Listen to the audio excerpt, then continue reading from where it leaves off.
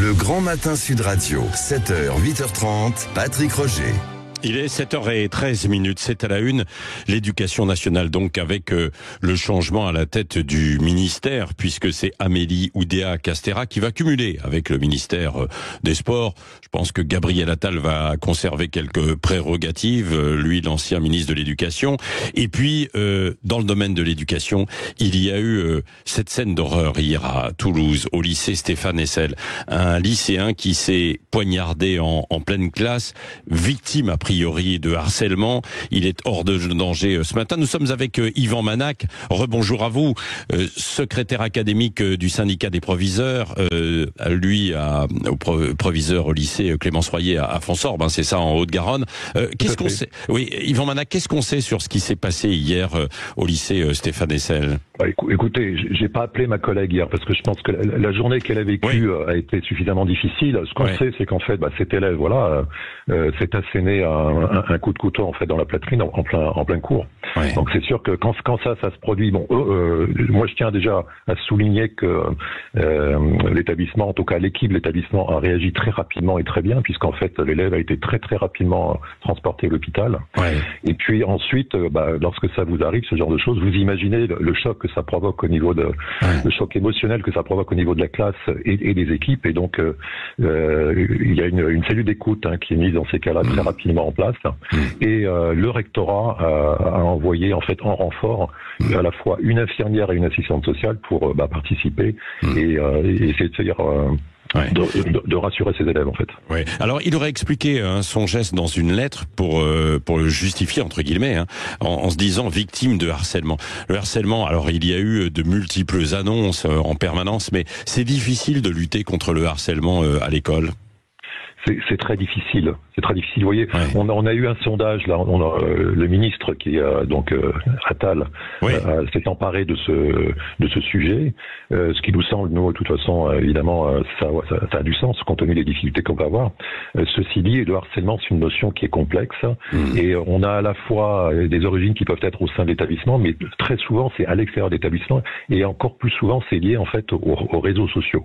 Et ça, c'est très difficile en fait à mesurer et surtout à anticiper. Ouais. Yvan Manac, alors justement, Gabriel Attal lâche l'éducation nationale pour être Premier ministre, mais visiblement il va garder un œil sur l'éducation nationale en nommant Amélie Oudéa-Castéra, qui est à la fois donc ministre des Sports et des JO. C'est important parce que ça va avoir lieu dans quelques mois, et ministre de l'Éducation nationale.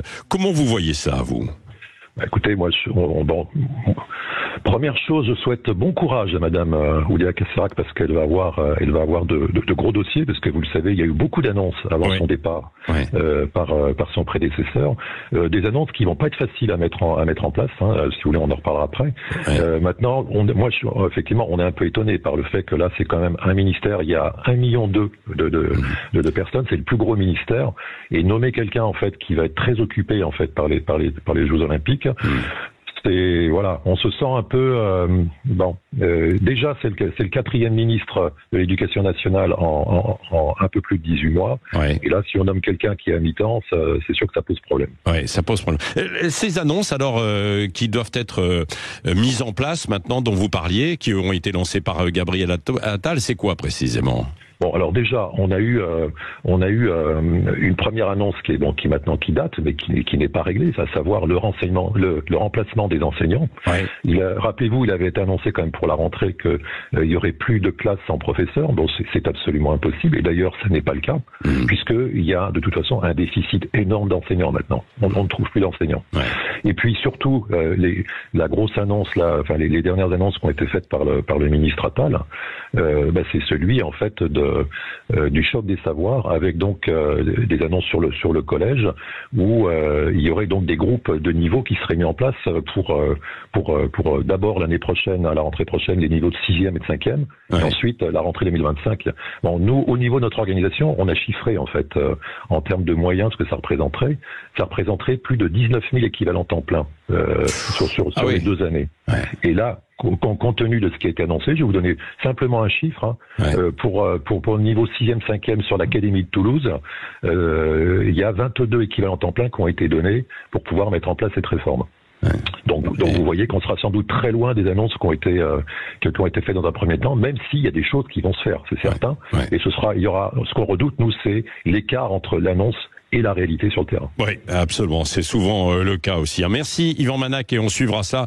Merci en tout cas d'avoir été avec nous ce matin, secrétaire académique du syndicat des proviseurs et proviseurs au lycée Clémence Royer à Fonsorbe, du côté de la Haute-Garonne. Merci d'avoir été avec nous et d'avoir répondu à nos questions sur Sud Radio.